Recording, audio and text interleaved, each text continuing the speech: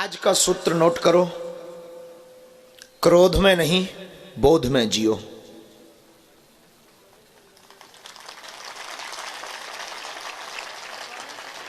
क्रोध में आप आवेश में जियोगे, आपकी जिंदगी में सदैव रोड़ा बने रहेंगे। आप रामचरितमानस के एक प्रसंग से जिंदगी में को जीना सीखना चाहते हो तो सुन लीजिए। हनुमान जी जब लंका जाते हैं तो रास्ते में सुरसा नाम की एक देवी मिलती है। जस जस सुरसा बदन बढ़ावा, तास दून कपिरूप दिखावा। सुरसा नाम की देवी ज्यों ज्यों अपना रूप बढ़ाती है, हनुमान जी उससे डबल अपना रूप बना लेते हैं। क्योंकि सुरसा ने कहा कि हमें देवताओं ने भेजा है, मैं आई हूं, मैं भूखी हूं, मैं तुम्हें खाऊंगी। हनुमान जी ने कहा कि अगर आपको खाना है तो खा लो, मुझे कोई दिक्कत नहीं है, लेकिन याद रखो मां, अगर तुम्हारी आज्ञा हो तो मैं पहले राम काज कर आऊं, फिर मुझे खा लेना, कोई दिक्कत नहीं। लेकिन सुरसा कहती है नहीं, मैं तो अभी खाऊंगी। हनुमान जी कहते हैं ठीक है, मैं तैयार हूं। सुरसा अपना मुख बढ़ाती, जस जस सुरसा बदन बढ़ावा। ज्यों ज्यों सुरसा अपना मुख बढ़ाती त्यों त्यों हनुमान जी अपना रूप बढ़ाते। 16 जोजन मुख थे ठयऊ, तुरत पवन सुत 32 भयऊ। सुरसा ने 16 योजन का मुख किया, हनुमान जी ने 32 योजन का शरीर कर लिया। सुरसा ने अपने मुख से नापा तो मुख में जा नहीं रहा था, शरीर क्योंकि डबल है, मुख छोटा है। उसने अपना और मुख बढ़ाया। अंत तो गत्वा सुरसा रुकी नहीं, 7 योजन तही आनन कीन्हा। उसने 100 योजन का मुख बना लिया। हनुमान जी का को एक उपाधि बुद्धिमताम वरिष्ठिम की है। हनुमान जी ने सोचा कि इसने 100 योजन का मुख बनाया, अगर मैं बचना चाहूं तो मुझे 200 योजन का शरीर चाहिए। और अगर मैं 200 योजन का मुख बना भी लेता हूं तो शायद हमारे कान राम जी के पास पहुंच जाएंगे और नाक जानकी मां के पास। इतना बड़ा रूप लूं, इतना धारण भी कर लूं, तब भी कोई बात नहीं बननी है, क्योंकि इसे मानना नहीं है, ये मुझसे डबल अपना मुख बना लेगी। हनुमान जी की बुद्धि का परिचय देखना आप, और अपनी जिंदगी में सूत्र को आप अपनाना। जैसे ही उसने 7 योजन तही आनन कीना, हनुमान जी समझ गए कि अब बड़ा संकट सामने आ गया है। तुरंत हनुमान जी अति लघु रूप पवन सुत लीना, एकदम छोटे से हनुमान जी हो गए। लघु रूप धारण करके हनुमान जी, और संसार के जितने भी डॉक्टर यहाँ पर बैठे हुए हैं, डॉक्टरी की पढ़ाई कर रहे हैं, जितने भी बाद में इस बात को सुनेंगे, आपको सुनकर आश्चर्य होगा। खैर, प्रमाण करने के लिए हमें आपसे कोई परमिशन नहीं लेनी है। संसार की पहली एंडोस्कोपी अगर किसी ने शुरू की तो वो हनुमान जी ने शुरू की। सुरसा के मुख में जाकर के देखा कि इसकी किडनी लीवर ठीक है कि नहीं है। अति लघु रूप पवन सुत लीना, बदन पयठ पुनि बाहर आबा। अंदर गए, फेफड़ा ठीक है कि नहीं, बढ़िया पंपिंग कर रहा है। किडनी कैसी है, ठीक ठाक है, बाद में इन्फेक्शन हो सकता है अगर हम टिकेंगे तो। लीवर बढ़िया है। सब देख दाग के हनुमान जी एंडोस्कोपी करके बाहर निकल आए। एक सज्जन ने हमसे कहा कि सुरसा ने अपना मुख बंद क्यों नहीं किया जब हनुमान जी गए। हमने कहा पगला, मुख छोटा थोड़ी था, तेरे जैसा 1.5 अंगुल का मुख थोड़ी है कि तू एक ठिया चिरोजी दाना रखो चट दाई टपा दे। 100 योजन का मुख। कभी तूने ट्राली देखी है? ट्राली जब पेशर से ऊपर जाती है तो जाने में भी टाइम लगता है और बंद होने में भी टाइम लगता है, तो उसको मुख बंद करने में भी तो टाइम लगा होगा, तब तक भाई साहब एंडोस्कोपी कराए। और श्री हनुमान जी बाहर निकल आए। अति लघु रूप पवन सुत लीना। और शायद ये बात तुम्हें जची नहीं होगी, हमें हौस है कि इस बात को तुम्हें उतनी जची नहीं होगी, पर इस बात के पीछे जो हम तुम्हें बताना चाहते वो सुन लीजिएगा। 7 योजन तई आनन कीना, उसने 100 योजन का मुख किया। बड़ा भारी संकट हनुमान जी के सामने खड़ा हो गया।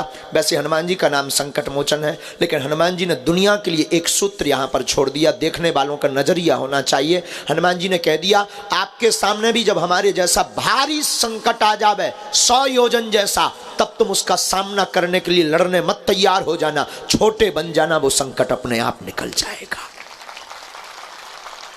लघुता से प्रभुता हो जाएगी। बोध में जियो। इसलिए मेरे पागलों, आज के सूत्र में हमने तुमको कहा है कि क्रोध में नहीं बोध में जियो। बोध का मतलब चेतना जागृति। बोध का मतलब परे देखना, बोध का मतलब लॉजिकली आपकी बुद्धि और आपकी चेतना इतनी लॉजिकली हो जाए कि आप परे देखना प्रारंभ कर दो। कई बार हमें बड़ी हंसी आती है और कई बार दरबारों में हम बोल भी चुके हैं, हमारे पास व्यक्ति आता है तो उसकी मन की कल्पना होती है कि हम जाएंगे तो ये हमारे बाप का नाम बता देंगे, हमारे परदादा का नाम बता देंगे, हमारी मन की बातें बता देते हैं देंगे। और हमें बड़ी हंसी आती है कि आदमी कितना बुद्धू है, अपनी बात जान करके ताली बजाता है। हमें बड़ी हंसी आती, वो अपनी बात अपने बाप का नाम जान करके जय जयकार करने लगता, और हमें लगता हमारे हनुमान जी के लिए कोई बड़ी बात नहीं है। सबसे बड़ा चमत्कार तो यह है कि तुम मनुष्य तन पाए हो। दूसरा चमत्कार यह है कि तुम अपनी खुली आंखों से महापुरुषों के दर्शन कर पा रहे हो।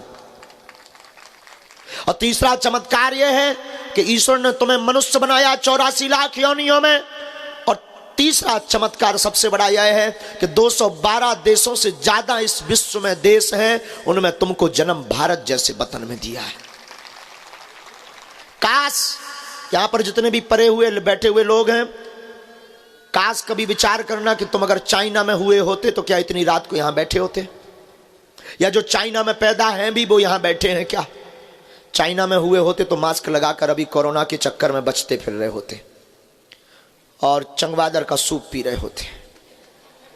चाइना में हुए होते तो इतनी बड़ी आंखें नहीं होती तुम्हारी, छोटी छोटी चिंग चौंग चांग चौंग चमक चौंग आप कर रहे घूम रहे होते। तो भगवान की बड़ी कृपा है कि आपको तीसरा चमत्कार ये मिला कि भारत जैसा वतन मिला। और चौथे चमत्कार पे भी धन्यवाद देना मत चूकना, अपने आप को अपने अंदर ही अंदर ईश्वर को शुक्रिया करना, धन्यवाद करना। चौथा चमत्कार यह है कि तुमको अनेक पंथों में सनातन धर्म में जन्म मिला है। मान लीजिए ऐसे जगह तुम्हें जन्म होता जहां पर ना भाई का रिश्ता है, ना बहन का रिश्ता है, ना चाची ना मामी का रिश्ता है, और जहां ना जाने क्या क्या किया जाता है। हमारा भारतीय सनातनीय संस्कृति वैदिक परंपरा कितनी उच्च और दिव्य है, जहां एक ही नारी का व्रत धारण किया जाता है। अन्य लोगों के बारे में विचार करना। हम आपको आज के सूत्र में कहेंगे, क्रोध में नहीं बोध में जियो। बोध में जीना प्रारंभ करो। बोध का मतलब है प्रभाव में तुम बहुत जीते हो। हम लोग भी इतने टेम्परेरी लोग हो गए हैं, बहुत ही समय बदलू लोग हो गए हैं। पुराने ज़माने में किसी फिल्मी दुनिया वालों ने गीत बनाया था, मौसम की तरह तुम भी बदल तो न जाओगे। और वैसे ये बात कोई बड़ी बात नहीं है, और ये बदल रहा है। रोज़ इंसान गिरगिट जैसे रंग बदलता है। कोई बहुत बड़ा अमीर आदमी आ जाता है तो घर में स्वागत की टेबल अलग होती है, उसकी टेबल पर होते हैं काजू मखाने, बहुत बड़ी अच्छी अच्छी डिश। कोई नॉर्मल टाइप का आदमी आता है तो बिस्कुट और नमकीन में ही उसको निकाल दिया जाता है। और कोई बहुत छोटा आदमी आता है तो सिर्फ चाय के लिए पूछा जाता है। और कोई घर का काम करता या कोई पड़ोसी आ जाता तो पानी भर के लिए पूछा जाता। और यहाँ तक कि हमने देखा है कोई रोज मिलने वाला आता है तो पानी तक को नहीं पूछा जाता है। इसलिए वो गीत बहुत सिद्ध होता है, मौसम की तरह तुम भी बदल तो न जाओगे। बदल क्या जाओगे, बदल रहे हो। हम लोग समय के हिसाब से जी रहे हैं, बोध में नहीं जी रहे। और आज का दूसरा सूत्र नोट करो, प्रभाव में नहीं स्वभाव में जियो। प्रभाव टिकता नहीं है। प्रभाव में आप किसी को अपना बनाओगे, वो आदमी आपके पास तब तक रहेगा, तब तक आपकी जय जयकार करेगा जब तक तुम्हारे पास प्रभाव रहेगा। स्वभाव से किसी को अपना बनाओगे तो जब तक तुम मर नहीं जाओगे तब तक पीछा नहीं छोड़ेगा।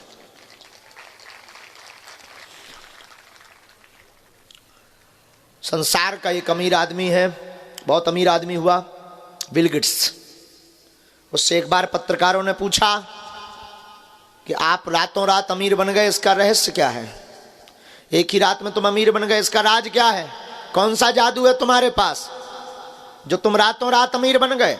उसने टेबल पर हाथ ठोक कर कहा, हाँ मैं रातों रात अमीर बन गया, इसमें कोई संदेह नहीं। और अगर कोई ये संदेह करे तो उसकी मूर्खता है। मैं रातों रात अमीर बन गया हूं, इसमें किंचित मात्र भी संदेह नहीं है। उसने मुस्कुराते हुए कहा, पर यह किसी को होश नहीं है वो रात कितनी लंबी थी। और दुनिया आपकी चमक देखती है। जब आप उपलब्धि पर जाने लगेंगे तब लोग आपके पीछे लगेंगे। जब आप उपलब्धि पा जाएंगे तब रिश्ते नाते वाले लोग आएंगे, उपलब्धि के पूर्व में कोई नहीं आएगा। इसलिए मेरे पागलों, आज की रात तुम खोकर मत जाना, आज की रात में कुछ पाकर जाना, क्रोध नहीं बोध पाकर जाना। क्योंकि चलना तुम्हें है। आधे से ज्यादा लोग इतनी जिंदगी खराब जीते हैं, कई बार हमें बड़ी हंसी आती, वो सोचते हैं कि कोई दूसरा कर दे, फल हमें मिल जाए। कुछ लोग तो बड़े चमत्कारी लोग होते हैं, हमारे पास आते हैं, ऐसा कोई आप आशीर्वाद दे दो कि सब ठीक हो जाए। बात भी वो कोई बुरी नहीं है, आशीर्वाद लेना भी कोई बुरा नहीं है।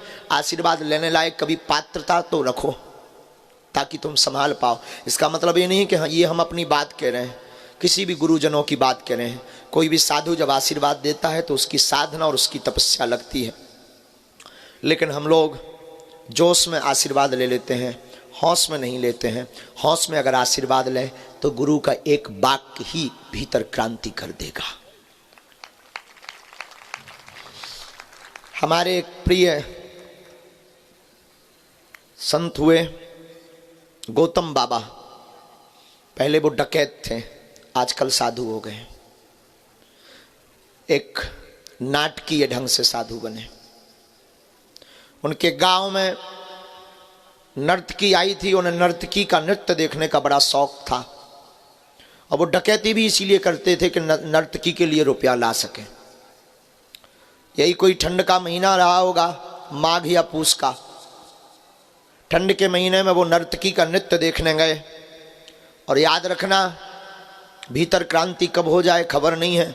कई लोग हमसे कहते हैं कि बार बार कथा क्यों सुनना है, वही चीज़ बार बार सुनने से क्या फ़ायदा है।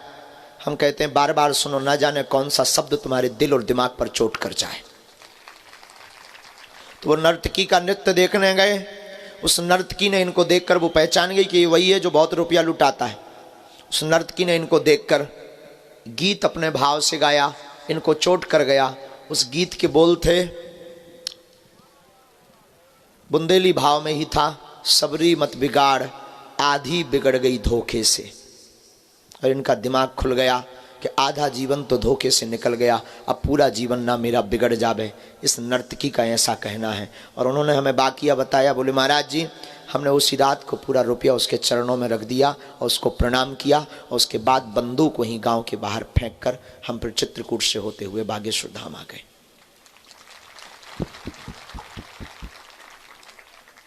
तो कब आपके ऊपर कौन सा शब्द क्रांति कर जाए कोई ठिकाना नहीं है। लेकिन हम फिर कहेंगे, कोई भी शब्द क्रांति तब करेगा जब आप बोध में बैठेंगे। बोध का मतलब ये प्रतिज्ञा लेकर बैठेंगे कि हम कुछ लेकर आएंगे और वो हम करके मानेंगे, तभी। सुना तो आपने भी बहुत है, लेकिन बदमाश आप बहुत नंबर 1 के हो। कितनी कथाएं नहीं सुनी और कितने चैनल नहीं तुम देख रहे। 18 चैनल खोलते हो, 19 बाबा तुम्हें मिलते हैं, लेकिन ना तुम टिकते ना वो बाबा टिकते हैं, ना उनकी बातें टिकती ना तुम आज तक टिक पाए। और भटके भटके यहाँ भी बैठे हो। यही हाल हमारे साथ भी होने वाला है जो तुम अन्य के साथ कर चुके हो, तय है। यहाँ से भी जाने के बाद तुम यहाँ से रहलाओगे, जाने के बाद फिर यही कहोगे 5 दिन डले रहे कुछ नहीं हुआ। कुछ तो ये भी बोलेंगे कि अपने अपनों के पर्चा बना दिए। कुछ तो ये भी बोलेंगे वहाँ तो सब सेटिंग का खेल है, मंत्री मिनिस्टर जाएंगे तो मिल पाएंगे। कुछ तो ये भी बोलेंगे कि अब उनकी कृपा तो बड़े लोगों तक सीमित रह गई है। कुछ तो ये भी बोलकर जाएंगे कि शायद हमारा कोई पाप रह गया इसलिए नहीं सुनी भगवान ने। कुछ ये भी बोलकर जाएंगे कि शायद भगवान हमसे नाराज है। कुछ ये भी बोलकर जाएंगे अगली बार में अर्जी पक्का है लग जाएगी, बागेश्वर धाम जाएंगे वहां सुन लेंगे वो। और ये कब तक तुम करोगे? ये बातें तुम कब तक करोगे? कब तक तुम भटकोगे? कब तक तुम अपने प्रश्नों के उत्तर दूसरों से लोगे? कब तक दूसरों के उत्तर तुम्हारे काम आएंगे? कब तक दूसरों की बातें तुम्हें काम आएंगी? और कब तक तुम अपनी खिल्लियां उड़ाते रहोगे, उड़वाते रहोगे लोगों से? कब तक तुम धक्के खाते रहोगे? कब तक तुम अपने अबोधता के कारण अकेले में रोते रहोगे? कब तक तुम अपने परिवार से अपनी हंसी करवाते रहोगे? कब तक तुम धक्का माथा पटक पटक करके माथा में छाले पड़वाओगे? कब तक तुम भगवान ईश्वर टोटका उपाय बदलोगे? कब तक तुम अपने गुरुओं को बदलोगे? आखिर ये कब तक चलेगा? एक दिन तुम्हारी अंतिम मंजिल भी आ जाएगी और तुम खाली हाथ जाओगे, तब तुम्हारे ऊपर तुम्हारा ईश्वर तुम्हें धिक्कार करेगा कि मैंने मानव तन दिया, ये कुछ नहीं कर पाया। हम तुम्हें हौस के साथ कहेंगे, जोश में मत बात सुनना, हौस में सुनना। आज की रात तुम कुछ लेकर जाना, पर्चा के चक्कर में मत पड़ो। तुम्हें पढ़ना ही है तो हनुमान जी के चक्कर में पढ़ो। और ये बात तुम्हारे दिमाग में बैठने वाली भी नहीं है, ये भी हमें हौस है। तुम्हारे दिमाग में इसलिए नहीं बैठने वाली है कि तुम्हें तो ऐसा भगवान चाहिए जो नारियल फेंके मुंह से और झट से हाथ से फोड़ कर निकाल दे। तुम्हें ऐसा भगवान चाहिए जो तुम्हारे बाप का नाम, दादा का नाम बता दे और तुरंत बता दे। अच्छा, बात भी है कि अगर एक प्रश्न का उत्तर दे भी दे और तुम संतुष्ट हो भी जाओ तो कुछ बात बने। तुम्हारी ये खोपड़ी है जनो, इंसान की खोपड़ी सबसे खतरनाक है, इसलिए इसका नाम है खोपड़ी। खोपड़ी का अर्थ ही होता है खो और पड़ी, इसलिए ये खोपड़ी है। और खोपड़ी इतनी खतरनाक है, तुम बैठे भी हो, हम तुम्हारे लिए, तुम प्रश्न भी करो कि शादी कब होगी, और हम बता भी कि दें कि 2024 में, इसके बाद अगर चैप्टर क्लोज हो जाए तो किसी दूसरे का नंबर लग जाए, बात ठीक है, लेकिन तुम तुरंत पूछोगे किससे होगी। और अगर हम ये भी बता दें तो चिंता मत कर, मुन्नी बाई के साथ होगी, तो बात बन जाए, बहुत अच्छा है, लेकिन तुम तुरंत पूछोगे कहां रहती है। और हम अगर ये भी बता दें कि चिंता मत कर, दमोई नाका पर रहती है, तो तुम अगर में भी मान जाओ, लेकिन तुम तुरंत पूछोगे गोरी है कि काली, जरा ठीक से देखना, लवली का रंग मत बताना। और हम बता भी दें कि ये गोरी होगी, काली होगी, सांवली होगी, और तुम इतने के बाद भी अगर मान जाओ तो बात बने, लेकिन तुम तुरंत फिर क्वेश्चन दाग दोगे, शादी तो बढ़िया चलेगी ना। चलो ठीक है, ये भी बता देते हैं कि ये बढ़िया चलेगी, तुम मान जाओ, तब भी कोई हौस की बात है, तब भी कोई मजे की बात है। तुम फिर पूछोगे अच्छा संतानें कितनी भाग्य में, और फिर बच्चे, फिर उनकी नौकरी, फिर धीरे धीरे फिर मकान, फिर दुकान। अच्छा, फिर उसके लिए बिजनेस भी बहुत जरूरी है ना गुरुजी। अच्छा गुरुजी, मकान तो डुप्लेक्स होना भी चाहिए ना। अच्छा गुरुजी, आप देखिए जरा, योग बन रहा है क्या राजनीति में भी। पर आपके प्रश्न पर्चा खत्म हो जाएंगे, आपके क्वेश्चन बंद नहीं होंगे, ना विराम होंगे। हम तुमसे फिर कहेंगे, एक प्रश्न के चक्कर के लिए तुम अपनी जिंदगी और अपना समय बर्बाद मत करो। आप खुद में ही अपने प्रश्न के उत्तर खोजना प्रारंभ करो, खुद में ही अपने गुरु को जगाना प्रारंभ करो। एक काम करो, एक प्रश्न का उत्तर तुम हमसे कब तक लोगे? तुम बागेश्वर बालाजी और सन्यासी बाबा के हो जाओ, हर प्रश्न का उत्तर तुम्हें प्रातः स्वतः मिलने लगेगा, स्वभाव बस मिलने लगेगा। स्वभाव बस भीतर की चेतना जग जाएगी तुम्हारी, स्वभाव बस तुम भीतर से बोध में हो जाओगे। और जो व्यक्ति बोध में हो जाता है वो छोटे मोटे संकटों से, क्षमा करना, बड़ा लक्ष्य जिंदगी में इंसान को बड़ा बनाता है। इंसान बोध वाला हो तो संसार की ऐसी कोई वस्तु नहीं है जो तुम पा नहीं सकते। युवान बहन और युवान भाई जितने भी यहाँ बैठे हैं, हौस के साथ हमारे जीवन का एक वाकया सुनना। हमारी कोई आयु रही होगी 8 से 9 साल की। गड़ा गांव में जहां बागेश्वर धाम में, हम वहीं रहते थे। और ये शायद हमने टीवी पर एक बार बोला भी, फिर बोलते हैं, अजीर्ण नहीं होना है, अपच नहीं होनी है, काम आ जाए शायद तुम्हारे। पुराना मकान गांव के अंदर हमारा, पड़ोस के एक श्रीमान जी के घर पर टीवी आई। उस जमाने में टीवी का नया नया चलन बहुत क्रेज था, वो भी ब्लैक एंड वाइट का। उन्होंने एक टीवी खरीदी, यही कोई 4-4.5 हजार रुपए की। पूरे मोहल्ले में हल्ला हुआ, गांव में हल्ला हुआ, टीवी आ गई। और टीवी हुई, उस जमाने में टीवी और बीवी दोनों का बड़ा क्रेज था। 8-9 साल की हमारी अवस्था थी। हम भी देखने गए बच्चों की भांति, हमारे अंदर भी चंचलता थी, लेकिन गुरु कृपा थी। उस वक्त भी हम गुरु के चरणों में रहते थे, जाते रोज थे। दादा गुरु जी तब साथ शरीर थे, आज भी है, आभास है हमें। तो उस वक्त भी हम जाते थे गुरु जी के पास। पड़ोस के घर पर 10-12 दिन हम टीवी देखने गए। उन श्रीमान जी को पता नहीं हमारी कौन सी बात बुरी लग गई कि 13वें-14वें दिन उन्होंने हमारे जाते ही टीवी बंद कर दी। हम निकल भी आए, और निकले हैं कि उनको इतनी भी गम नहीं कि उन्होंने फिर टीवी चालू कर ली। मन तो हुआ फिर घुसूं, लेकिन फिर सोचा कि क्या कहेंगे ये। जब बंद हमारे कारण हुई तो बेचारी फिर बंद ना हो जाए, कम से कम इनकी आंखें तो सिके। हमारी फूटेंगी सो फूटेंगी। बाहर निकल आए। अब चाहते तो बचपना था, क्रोध में हम ये भी बोल सकते थे कि हमारे कारण तुमने टीवी बंद की है, आज के बाद नहीं आएंगे, देख लिया जाएगा, तुम्हारे घर नहीं आएंगे, तुम्हारी देहरी नहीं चढ़ेंगे, हमारे कारण बंद कर दी है, हमसे जलते हो, ये भी बोल सकते थे। नहीं बोले। घर आए, हमारी माँ ने हमसे पूछा, बेटा ये आज इतनी जल्दी? उस वक्त हमें याद है नन्ही प्यारी शिल्पी एक प्रोग्राम चलता था, तो हमारी माँ ने पूछा, माँ बेटा तुम जल्दी आ गए? हमने कहा माँ हाँ आज ठीक प्रोग्राम नहीं, ठीक वो नहीं आ रहा था सीरियल, इसलिए हम जल्दी आ गए। हमारे घर पर उस ज़माने में लाइट नहीं हुआ करती थी, डिब्बी से काम चलता था, बहुत दीनता के समय थे हमारी ज़िंदगी के। घर के पीछे जाकर के एक नाला है, हम 2.5 घंटे रोए। रोते रोते रोते रोते जब भीतर की गर्मी निकल गई, तब भीतर से कोई बोला कि तू बाबरा है।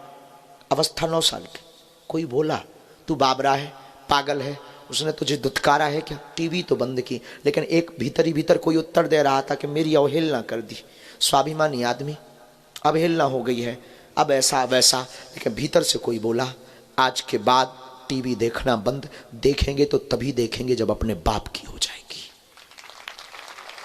बस आंसू पहुँचे, उठ गए, घर पर आए। भाई ठंडियों का ज़माना, और हमारी रात भी बड़ी विचित्र कटती थी उस ज़माने में।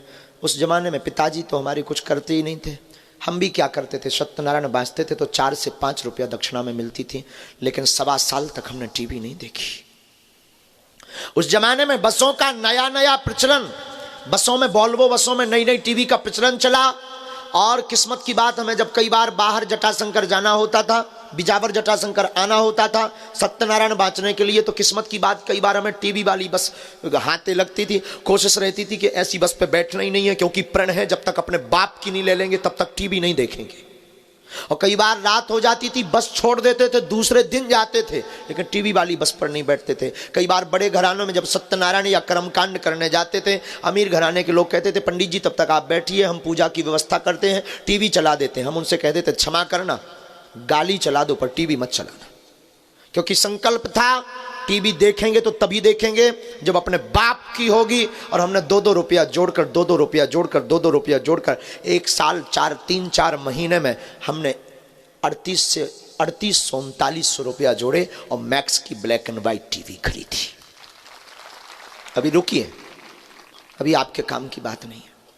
टीवी खरीद कर लाए, 1 किलो मिठाई हम लाए, और भगवान की कृपा, उस वक्त हमारे पास ऐसी कोई सिद्धि नहीं थी, तुम ये भी आकलन मत लगा लेना कि हमने कोई मंत्र मार दिया होगा। भगवान की ऐसी कृपा कि श्रीमान जी की टीवी जल गई और हमारी टीवी नई आ गई। और हम 1 किलो मिठाई लाए थे, हमने मोहल्ले में बांटी भी, अब वो आए भी शाम को, पहले ऐसा चलता था, वो आए भी और हमारे रिश्ते में कुछ लगते थे। उन्होंने कहा बेटा ये बर्बाद क्यों किया तूने 3800 रुपए, अपनी टीवी तो थी उसको सुधरवा लेता, रख लेता। हम एक मिठाई में, जो मिठाई का डब्बा लाए थे उसमें एक लड्डू छिपा करके उनके लिए स्पेशल रखा था, हमने वो निकाला, हमने कहा थैंक यू। उन्होंने कहा मतलब? हमने कहा धन्यवाद। उन्होंने लड्डू खा लिया, पर वो पूछते रहे कि धन्यवाद किस बात का। हमने उनको नहीं बताया, ना उनसे हमने कहा, लेकिन मन ही मन कहा कि श्रीमान जी ना तुम उस दिन भगाते ना हमारी टीवी आती। और क्षमा कीजिएगा, अभी भी आपके काम की बात नहीं है। टीवी का प्रण इतना खतरनाक हमारे दिमाग में चला कि जब भी गुरु के सामने जाते थे तो क्रोध में नहीं बोले, बोध में हमेशा बोले। हमने कहा गुरुदेव हमारे जीवन में ऐसा ऐसा बाकिया घटा है। हमारे गुरुदेव मुस्कुरा दिया करते थे, बोले बेटा कोई बात नहीं, मुस्कुरा करके। लेकिन आज वो जमाना है कि वो हमको टीवी में देख रहे हैं। जिस टीवी से उन्हें हमें हटाया था उसी टीवी में वो आज देख रहे हैं। आप भी अपनी जिंदगी में बोध में जियोगे ना मेरे पागल, तुम भी अपनी जिंदगी में वो कुछ पा जाओगे जो सोच कर बैठे हो। जितने भी युवान बैठे हैं, पाने का जोश हो, लेकिन याद रखे जोश में भी होश हो। बेहोशी की हालत में जोश में मत बोलना, वरना बादाम का हलवा खाना पड़ेगा। हाँ, बेहोशी में नहीं, होश में। तो आज का सूत्र विराम करते हैं। क्रोध में नहीं, किस में जियो? फिर से बोलो, बोध में जियो।